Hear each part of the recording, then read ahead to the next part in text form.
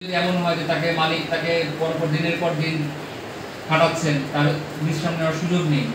তাহলে সে যখন একটা গাড়ি চালাতে কিছুই জানে না, একটা ভ্যান নিয়ে বের হয়ে গেছে, হ্যাঁ, যে চালাচ্ছে নিয়ম কানুন কিছু জানে না, কেউ একটা ইন্ডিকেটর দিল বা কি দিল কিছুই জানে না, সে চালাচ্ছে। তো চালাচ্ছে যেহেতু কাজে তার তো কোনো শিক্ষা নাই, প্রশিক্ষণ নাই, কাজে তার ওখানে যে যাত্রী হচ্ছে সেও কিন্তু একটা একটা মানে বিপজ্জনক অবস্থার মধ্যে আছে। এগুলো আমাদের অ্যাড্রেস করা প্রয়োজন আসলে সময়ের সাথে সাথে, কিন্তু আসলে আপনারা বলছেন যে আমাদের সীমিত সম্পদ এবং সীমিত মানে সব কিছুই সীমিত, তারপরে এই জায়গা থেকে যতটুকু সম্ভব আমরা বলবো আপনাদেরকে এগিয়ে আসতে হবে, আপনাদেরকেও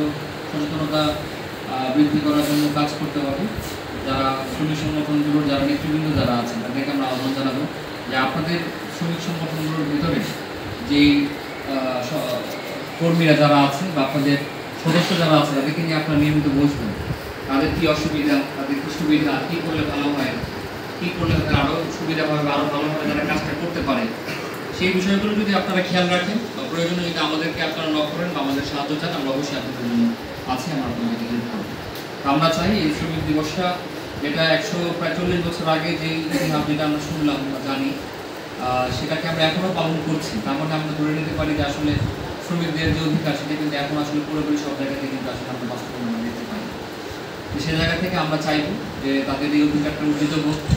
সবাই যেন আমরা আমাদের যার যার জায়গা থেকে যদি আমরা কাজ করতে পারি তাহলে আমরা একটা সুন্দর সুন্দর বাংলাদেশ আমরা করতে পারবো। সবাইকে নিয়ে আমরা এগোতে চাই এবং সবাইকে আজকে অনুষ্ঠানে যারা উপস্থিত হয়েছেন আপনাদের সকলকে অসংখ্য ধন্যবাদ জানাচ্ছি, কৃতজ্ঞতা জানাচ্ছি। আপনাদের নিজ নিজ অনুষ্ঠান আপনারা সুন্দর মতো পালন করবেন এবং এই দিবসটি আরও সাফল্যমণ্ডিত করবেন, এবং পাশাপাশি আপনাদের যার যার কর্মক্ষেত্রে আপনারা পেশাগত আপনাদের যে সেফটি সুরক্ষা এটা আপনারা নিশ্চিত করবেন, তাহলে আমার মনে হয় দুর্ঘটনা অনেক বেশি এড়ানো যাবে এবং আপনাদের কাছ থেকে যারা উপকারভোগী যারা থাকবেন তাদের কেউ আপনারা সেফটি নিতে পারবেন। তো আমি আমার বক্তব্য দীর্ঘায়িত করছি না, সবাইকে অসংখ্য ধন্যবাদ এবং কৃতজ্ঞতা জানাচ্ছি আজকে অনুষ্ঠানে উপস্থিত হওয়ার জন্য, আমাদের সামনে শ্রমিকবৃন্দ যারা আছেন এবং আমাদের উপজেলা পর্যায়ে অফিসারবৃন্দ যারা আছে। আমরা সবাইকে ধন্যবাদ এবং কৃতজ্ঞতা জানিয়ে এবং আবারও সালাম জানিয়ে আমার বক্তব্য এখানে শেষ করি।